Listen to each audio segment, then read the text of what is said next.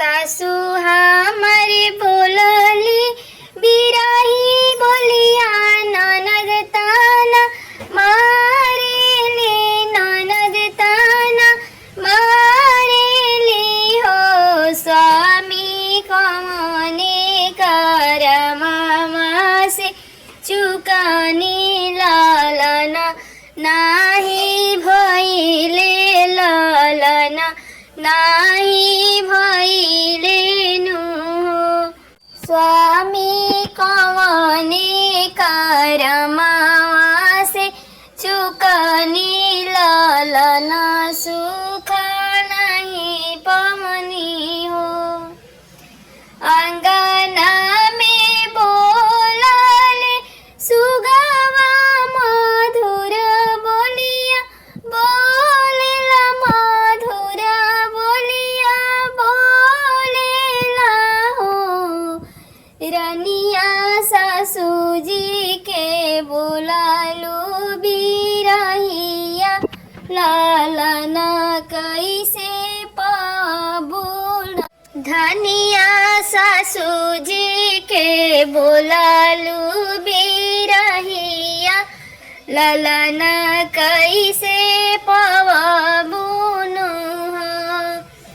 धनिया ननदो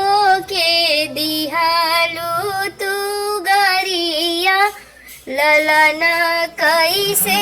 पाबोनु धनिया भूखला भिक्षुक लाटवालू लालना कैसे पैबू लालना कैसे पैबुनु दाना चुगत चिराई उड़ावलो फूलही थरिया लाते मरलो फूला थरिया लाते मरलू हो ललना कैसे तू पवाबू लालना सुख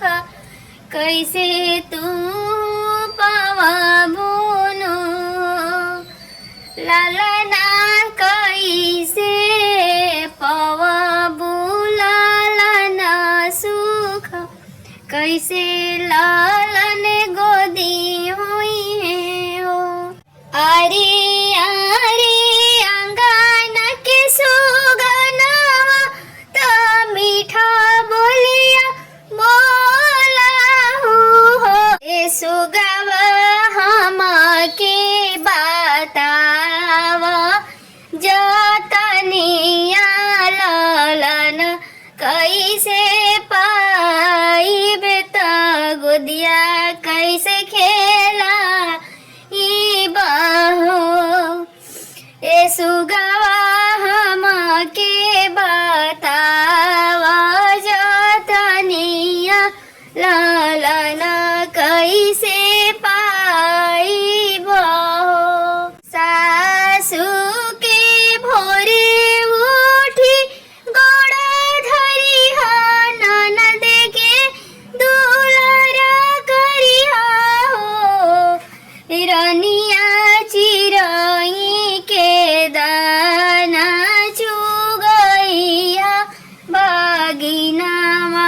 के गोड़ लगी हो रनिया चिरई के दाना चुगई हा भागिना के गोड़ लगी हो रनिया बैठल गैया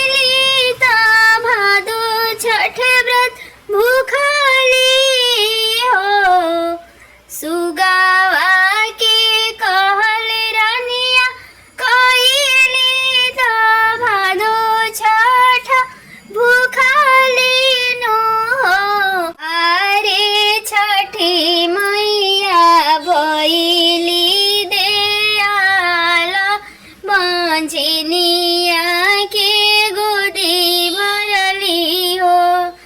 आरे छठी मैया भइली दयाल, बांझनिया के गोदी भरली हो। प्लीज़ मेरी गीत अच्छी लगी तो वीडियो को लाइक कमेंट सब्सक्राइब जरूर करें। अभी मुझे बहुत ज़्यादा जुकाम है, गला